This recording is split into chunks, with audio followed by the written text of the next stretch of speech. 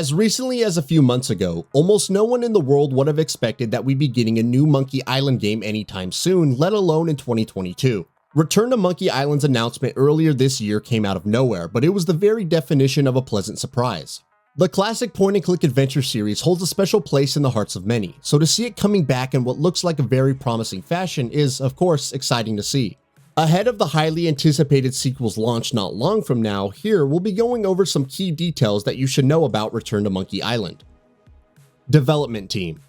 A new mainline Monkey Island game coming after so long would have been exciting in and of itself, but what makes Return to Monkey Island a particularly exciting prospect is the fact that a lot of the series' original developers are working on it.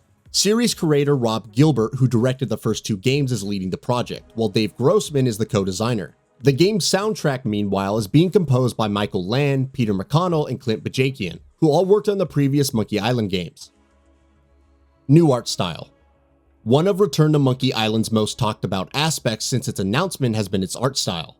One look at the game is enough to tell you that clearly it's going for a very different visual style than what you might have been used to from the series. Rex Crowell of Tearaway fame serves as the game's artist and has gone for a very different aesthetic.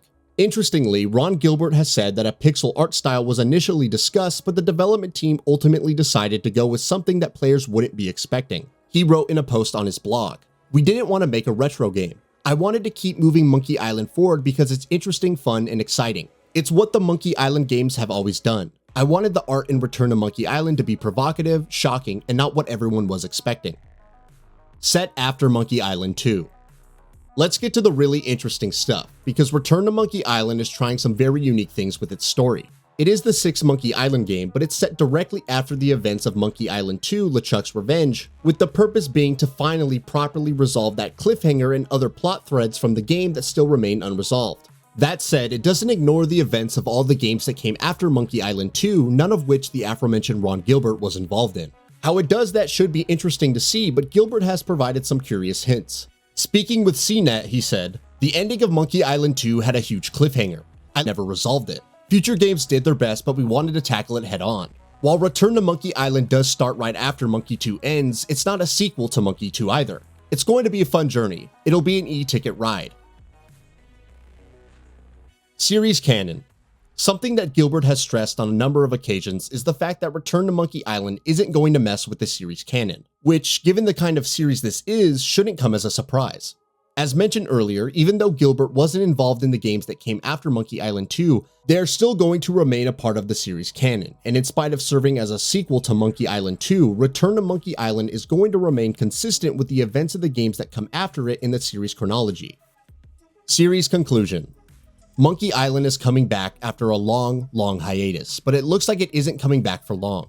For some time now, Rob Gilbert has spoken about wanting to come back and do the sequel to Monkey Island 2 that he always wanted to do, and properly bring the series story to a close. With Return to Monkey Island, that's exactly what he and his fellow developers are doing. The game's official website, in fact, very explicitly states that this is going to be the final installment in the Monkey Island series. Characters. Given its narrative setup, it obviously follows that Return to Monkey Island will be bringing back a lot of the series' most beloved and memorable characters. Series protagonist Guybrush Threepwood is returning, of course, as is zombie antagonist LeChuck.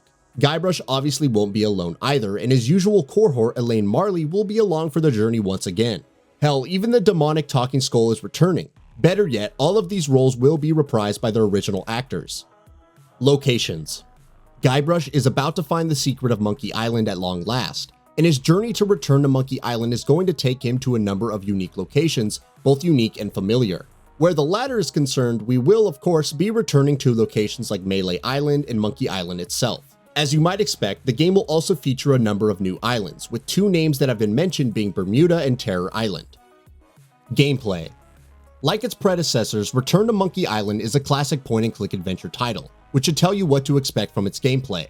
The story and writing are the heart and soul of the experience here, but where actually playing the game is concerned, you can expect to spend the majority of your time picking up items and managing your inventory, solving puzzles, and talking to characters and picking dialogue choices. More gameplay details.